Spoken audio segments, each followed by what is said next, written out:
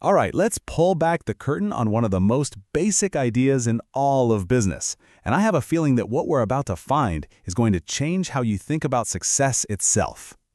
So let me start by asking you a question that sounds super simple. What's the number one goal of any business out there? I bet you're thinking to make a profit, right? And yeah, that's what we all think. It feels like the most obvious answer in the world. But what if that's not, the whole story? See, that whole simple idea of profit starts to kind of fall apart the second you ask one really crucial question. What does profit actually mean? Okay, to really get our heads around this, let's follow a story. Picture this, a super smart entrepreneur, fresh MBA in hand, invests 1 lakh rupees to start their very own retail shop. They're going to run the whole thing themselves. So, an accountant comes in to take a look at the books. Pretty straightforward, right? They see 90,000 in sales, they subtract the cost of the stuff they sold, all the other expenses, and bam, they get to the bottom line. And what is that bottom line? A nice, positive 20,000 rupees. So by this measure, the business is in the black. It's making money. So that's it, right? Case closed. A classic success story. Well, not so fast. This is where things get really interesting. To see the real picture, we need to stop thinking like an accountant and start thinking like an economist. Because the real story isn't just about accounting profit. It's about something else called economic profit. And the biggest difference? It's all about the costs you can't even see on a spreadsheet. It's kind of like an iceberg. The accounting profit, that's your revenue minus all the obvious explicit costs. That's just the tip sticking out of the water. The real story, the economic profit, is hidden down below the surface, and that's where you find the implicit costs. And that brings us to this huge idea, implicit costs. But economists have a much more powerful name for it, opportunity cost.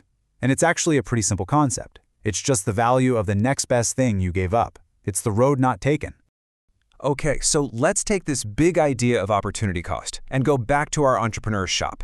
It's time to find those hidden costs. Okay, hidden cost number 1. Our entrepreneur with their fancy MBA is working full-time at this store. What else could they be doing? Well, they could have taken a job somewhere else, right? That salary they're not earning, that is an opportunity cost. Let's say it's about 35,000 rupees. And hidden cost number 2, that 1 lakh rupees they invested, what's the alternative for that cash? Well, they could have just stuck it in a super safe bank account and earned some interest. That interest to give up, let's call it 10,000 rupees, that's another hidden cost. So now you see the problem, don't you? That nice, neat 20,000 rupee accounting profit suddenly has to cover 45,000 rupees in total hidden costs, the salary plus the interest. Those are the opportunities our entrepreneur sacrificed. So let's do the math from an economist's point of view. We start with that 20,000 in accounting profit, but then we have to subtract those hidden costs. We take out the salary and the interest that our entrepreneur gave up. And what do we get? A net economic loss of 25,000 rupees. Wow. So from an economist's perspective, even though the books show a profit, this business is actually losing value. And why is that? Because all its resources, the money and the talent, could have generated more value somewhere else. But hold on. Does an economic loss in year 1 mean the business is a total failure? Well, not necessarily. Great businesses aren't just thinking about this year's profit statement. They are all about playing the long game. You see, the true goal isn't just today's profit. It's about maximizing the firm's total value over its entire lifetime. This means looking at the stream of all the profits it's going to make in the future, while also recognizing that $1 tomorrow is worth a little less than $1 today.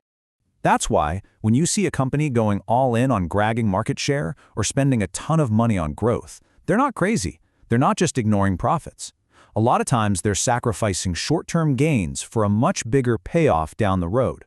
It's all in service of maximizing that long-term value. And this long-term value, it isn't created in a vacuum. Firms are part of this bigger system, this circular flow, where they exchange resources for income with all of us, the consumers. And this whole process, it creates value not just for the shareholders, but really for society as a whole. The great economist Adam Smith had this brilliant concept for how this all works, the invisible hand. He argued that when companies just pursue their own long-term value, they are often guided, as if by an invisible hand, to also promote the well-being of society at the same time. Now here's the thing. This powerful idea of uncovering hidden costs isn't just for businesses. Opportunity cost is a tool that applies to every single one of us in every single decision we make. I mean, look at this. This is the exact same idea, just on a massive scale. It's the classic guns versus butter debate. For a nation to produce more guns, or, defense, it has to give up producing some amount of butter or consumer goods. Every choice has an opportunity cost, even for an entire country. So we'll leave you with this. The next time you face a big decision, a new job, a major purchase, even just how you spend your time, ask yourself that crucial question. What's the real, hidden opportunity cost here? The answer just might change your mind.